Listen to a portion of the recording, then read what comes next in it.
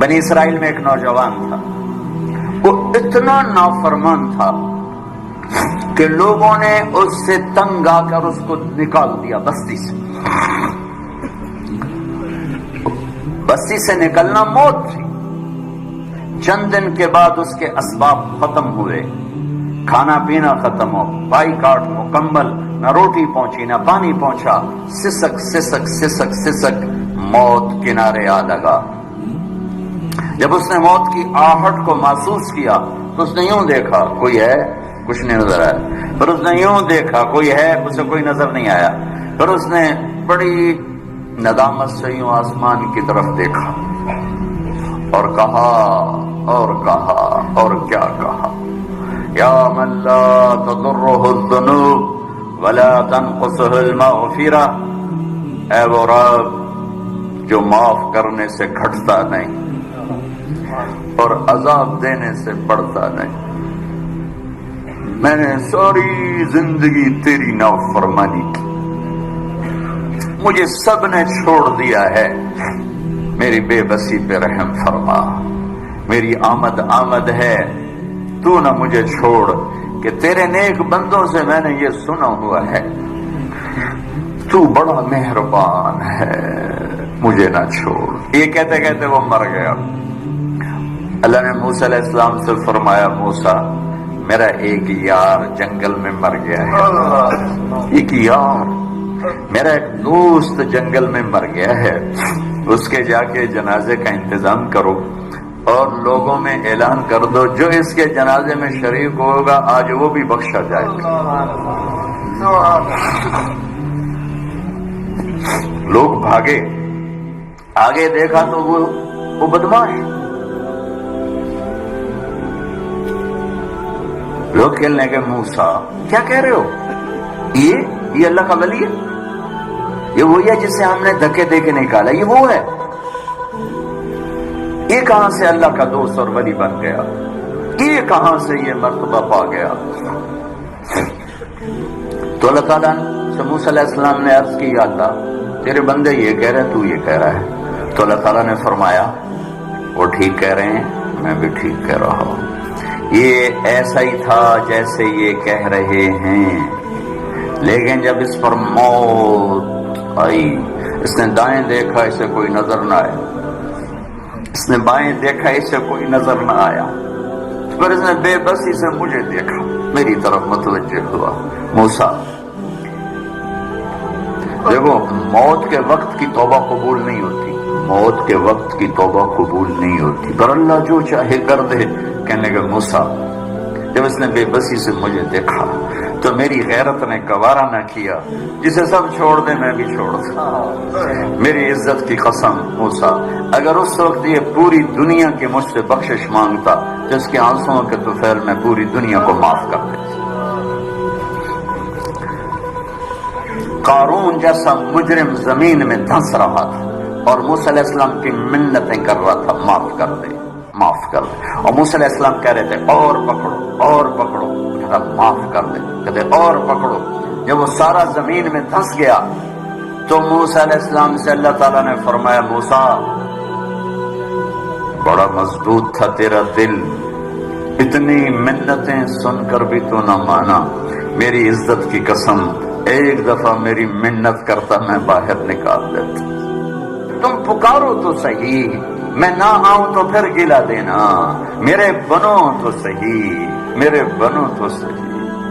حضرت عمر کے زمانے میں کویت گایا کرتا تھا، روٹی بناتا تھا، آواز بڑھاپا آ گیا، آواز ختم ہو گئی، لوگوں نے سننا چھوڑ دیا، روٹی بند ہو گئی، تو جنت البقیع قبرستان میں بیٹھا اللہ سے کہہ رہا، یا اللہ آواز دی تو روٹی بھی ملتی تھی، آواز گئی تو روٹی بھی گئی، تو مہربان ہے، ایک میرے فاقے پہ رحم فرما، میرے رزق کا بندوبست فرما۔ حضرت عمر رضی اللہ تعالیٰ عنہ مسجد میں سوئے ہوئے تھے، تو ان کو خواب میں آواز آئی، میرا ایک بندہ بقیع میں مجھے پکار رہا ہے، اس کی مدد کو پہنچو اے عمر۔ عمر رضی اللہ تعالیٰ عنہ ایسا اٹھے، خوف زدہ، نہ سر پہ ٹوپی، نہ پگڑی، نہ پاؤں میں جوتا، دوڑ لگائی جنت البقیع کی طرف۔ وہ بڑے میاں ایک جھاڑی کے پیچھے بیٹھا اللہ سے باتیں کر رہا تھا۔ جب وہ تیزی سے اندر داخل ہوئے تو قدموں کی آہٹ، اس نے پیچھے مڑ کے دیکھا تو عمر، اس نے کہا آ گیا عمر کوڑا لے کر پٹائی کرنے۔ وہ بھاگا اٹھ کے، تو عمر نے فرمایا رکو رکو رکو، میں خود نہیں آیا، بھیجا گیا ہوں۔ تو وہ کہنے لگا کس نے بھیجا ہے؟ کہا وہی جس سے باتیں کر رہے تھے اس نے بھیجا۔ تو اس کی ایک چیخ نکلی اور بیٹھ گیا، کہنے لگا میرے رب، ساری زندگی تجھے بھلایا،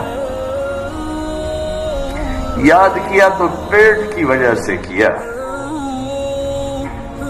اے اللہ، اور تو نے اس پر بھی لبیک کہا، اے اللہ مجھے معاف کر۔ اور اس کی چیخ نکلی اور جان نکل گئی۔ عمر رضی اللہ تعالیٰ عنہ نے خود اس کا جنازہ پڑھایا اور قبر میں اتارا۔ میرا ایک شاگرد ہے کراچی میں، اس کی مسجد کے ساتھ برابر ایک عورت لڑکیاں سپلائی کرتی تھی، غلیظ ترین کام، گندا ترین دھندا۔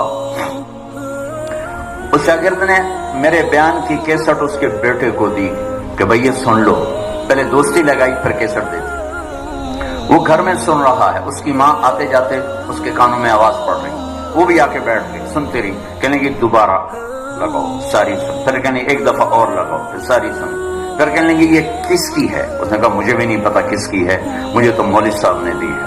اس نے بیٹے کا ہاتھ پکڑا، مسجد کے دروازے پر آ گئے، لوگ تراویح پڑھ کے نکل رہے تھے، بلا لیا بچے کو، امام کو بلایا، کہا یہ کیسٹ آپ نے دی ہے، کون ہے یہ؟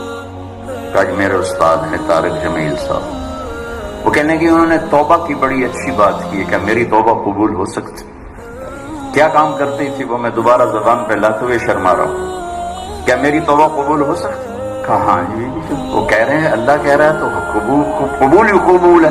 کہا اچھا پھر میں تیرے سامنے اللہ کی بارگاہ میں توبہ کرتی۔ اور اگلے دن اس نے مسجد میں تراویح میں آنا شروع کر دیا۔